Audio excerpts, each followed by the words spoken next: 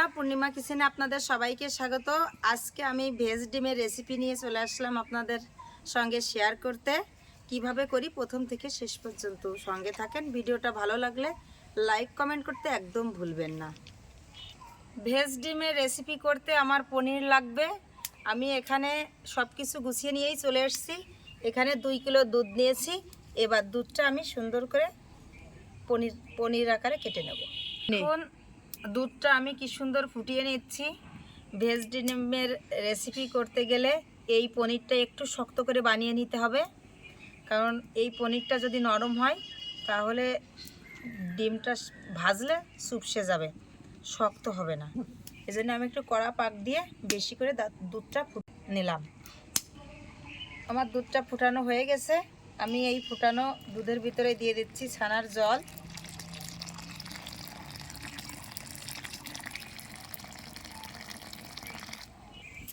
এ দেখুন কি সুন্দর আমার ছানাটা কেটে গেছে। এবার আমি ছানাটা সুন্দর করে ছেঁকে ধুয়ে নেব। আমি ছানাটা ধুয়ে নিয়ে চলে আসছি। এই দেখুন একটুও জল নেই। আমি এবার ঢেলে সুন্দর করে মাখিয়ে নেব।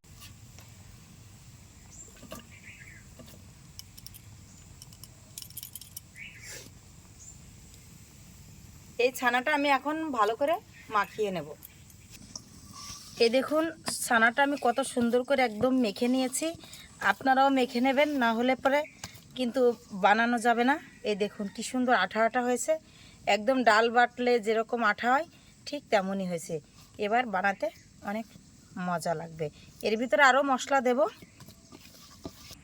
এই পনিরের ভিতরে দিয়ে দেবো একটুখানি নুন। আমি সিদ্ধ করে রেখেছি কয়েক টুকরো নতুন আলু, একটু আলু দেব।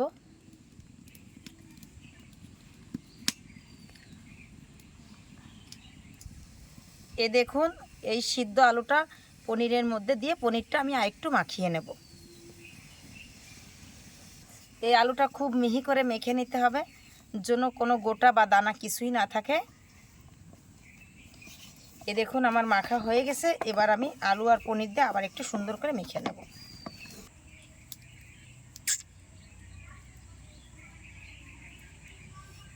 এ দেখুন আমি ডিম আকারে পনিরটা দিয়ে বানিয়ে নিচ্ছি।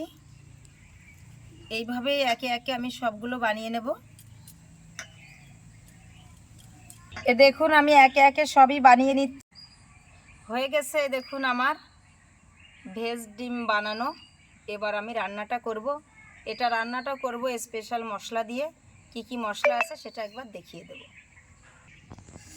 এটা জিরে বাটা, ধনে বাটা, শুকনো লঙ্কা, আদা, কিশমিশ, কাজু বাদাম, টমেটো, এখানে নিয়েছি নতুন আলু। এটা হিং, এই হিংটাও একটু দিয়ে দেব। কড়াইটি দিয়ে দেব সাদা তেল। তেলের মধ্যে দিয়ে দেব লবণ, দিয়ে দেব একটুখানি হলুদ,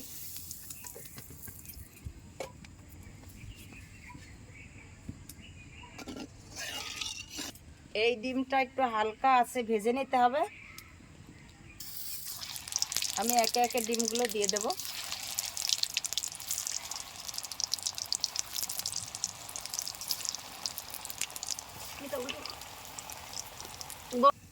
এইটা আমার ভাজা হয়ে গেছে, এবার তুলে নেব।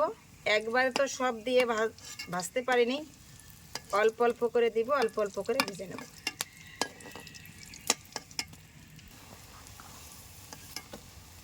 একে একে সব ডিমগুলো আমার ভাজা হয়ে গেল।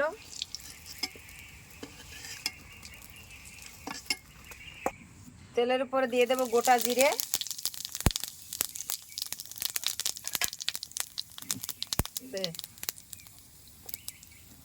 নতুন আলুটা আমি কেটে একটুখানি ভাপিয়ে নিয়েছিলাম, এই ভাপানো আলুটা দিয়ে দেব।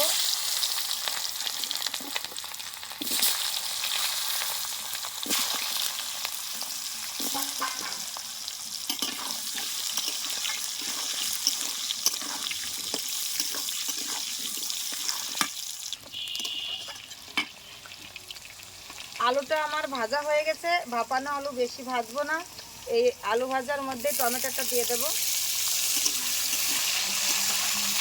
টমেটো দিয়ে আলু দিয়ে একসাথে আমি সুন্দর করে কষিয়ে নিয়েছি।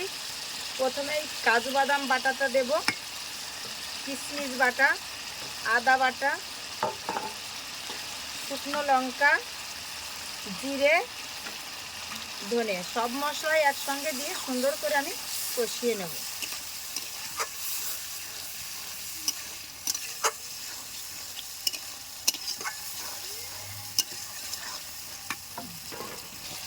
এই হিংটাও দিয়ে দেব মশলা কষার মধ্যে। মশলা কষার মধ্যে একটু জল দিয়ে দেব।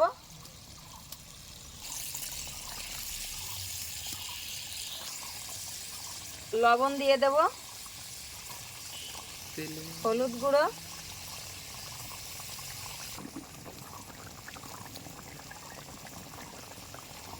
এ দেখুন তরকারিটা আমার কি সুন্দর ফুটছে।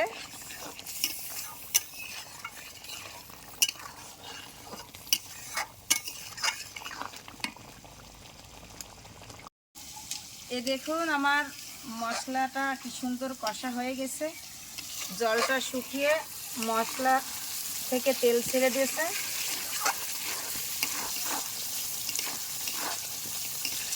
এবার আমি একটু ঝোল দিয়ে দেব।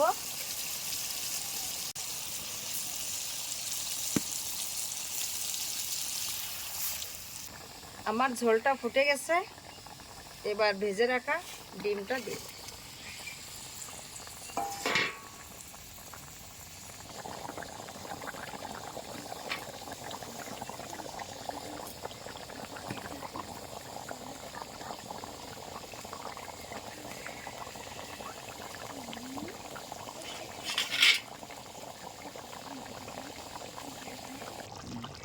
এ দেখুন হয়ে আসছে প্রায় আমার ঝোলটা। এবার আমি ঢেলে নেব। এ দেখুন হয়ে গেছে, এবার আমি নামিয়ে নেব।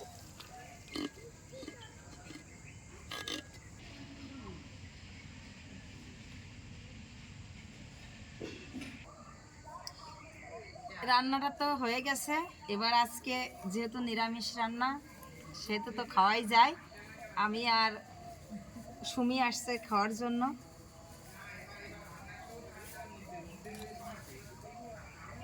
এই নাও খেয়ে বল, দেখো তো এটা কেমন বা কি হয়েছে, কি রান্না করেছি।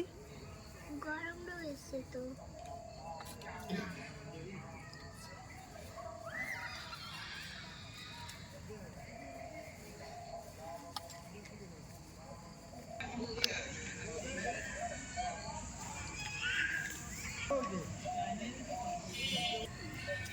দেখতে তো অসাধারণই হয়েছে, আপনারা অবশ্যই ভিডিওতে দেখে বুঝবেন। এবার আমি খেয়ে দেখি কেমন হয়েছে। হ্যাঁ সুমি বলো, এটা কি? মাসি এটা কি মুরগির ডিম? না না, আমি কি মাছ মাংস খাই যে মুরগির ডিম রান্না করব? খেয়ে বলো তো কেমন হয়েছে। ভালোই হয়েছে। ভালোই হয়েছে।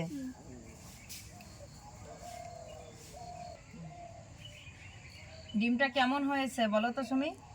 ভালোই হয়েছে। খেয়ে দেখো, হুম অনেক সুন্দর হয়েছে না? হুম। হ্যাঁ দেখুন, ও বলছে অনেক সুন্দর হয়েছে। আসলে রান্নাটা অনেক সুন্দর হয়েছে, আপনারাও এইভাবে রান্না করে খাবেন, খুব ভালো লাগবে। পনির তো আমরা সাধারণত রান্না করেই খাই, তো আজকে একটু অন্যরকম আমার মতো করে খেয়ে দেখবেন কেমন লাগে। খেয়ে আমাকে কমেন্টে জানাবেন।